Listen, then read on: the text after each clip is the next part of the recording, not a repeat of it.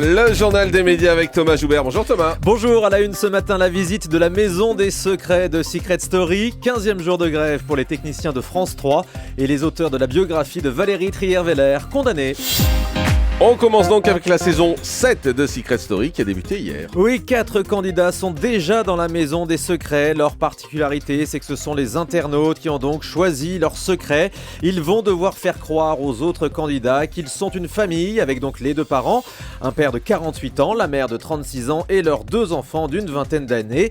Alors hier, nous avons eu la chance avec Romain Ambro d'aller visiter la maison des secrets. On a vu le grand salon, la cuisine, les chambres, la salle de bain, même les toilettes, Jean-Marc. Wow. Et puis surtout, il n'y a pas de caméra jardin. dans les toilettes. Non, pas de caméra dans les toilettes, ça c'est juste. Le jardin avec cette plage artificielle cette année, une piscine qui ressemble en fait un peu à un bassin comme on voit dans les eaux pour que les manchots et les loutres aillent se rafraîchir. Ce sera parfait ça pour les candidats. Ça fait vraiment maison de vacances. C'est dégueulasse. Les couleurs sont jaunes et bleues. Et sur place, on a évidemment rencontré le maître des lieux, Benjamin Castaldi, déjà tout excité par cette 7e saison. Le secret mécanique de la fausse famille, moi ça me fait beaucoup rire.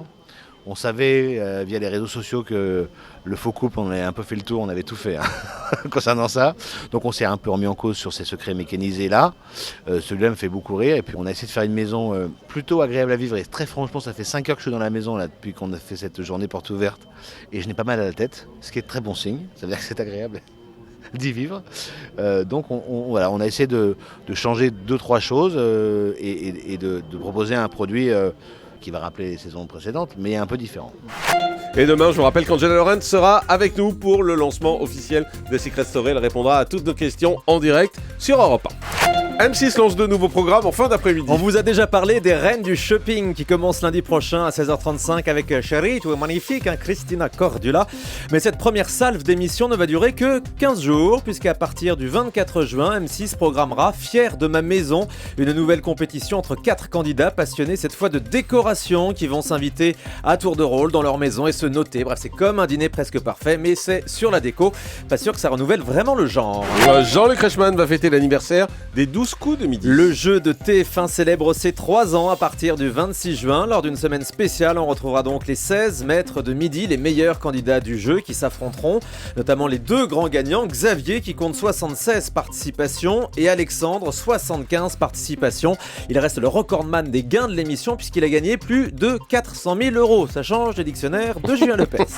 C'est déjà le 15e jour de grève pour les techniciens de France 3. Un mouvement qui perturbe les journaux nationaux du 12-13, du 19-20 et le Grand Soir 3. Cette semaine, la direction a tenté de contourner la grève en délocalisant le Soir 3 avant-hier dans un autre studio.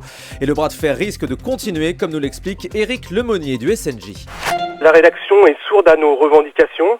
La direction laisse pourrir la situation et c'est pour ça que nous en sommes à notre 15e jour de grève aujourd'hui. La direction en fait essaie de contourner la grève en organisant des journaux réduits depuis la régie finale de France 3 qui se situe dans un autre quartier que le siège de France Télévisions. Que les journaux soient faits de l'extérieur comme ça, avec quand même des moyens techniques internes, ça ne nous plaît pas du tout et on se demande si on ne va pas faire des actions pour empêcher cela. Ça risque d'être chaud à mon avis dans les prochaines heures. Valérie Trierweiler fait condamner les auteurs du livre La Frondeuse. La compagne de François Hollande avait attaqué les auteurs de cette biographie et la maison d'édition. Ils ont tous été condamnés hier à lui verser 10 000 € de dommages et intérêts pour atteinte à la vie privée. En revanche, le tribunal de grande instance de Paris a débouté Patrick Devedjian qui attaquait lui les auteurs en diffamation. Le livre lui prêtait une relation ancienne avec Valérie Trierweiler. Des nouvelles de 2 candidats de The Voice. Emmanuel Job, le soulman à la grosse voix, vient de décrocher un rôle au cinéma. Selon Télé 2 Semaines, il va jouer dans le film Le Dernier Clan, une histoire au sein de la mafia corse. Il interprétera un chanteur de cabaret.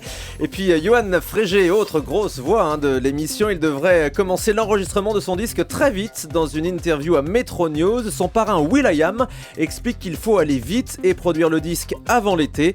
Les 2 artistes doivent donc se voir très prochainement pour travailler ensemble. C'est les grosses voix qui cartonnent dans The Voice, c'est clair. Sûr.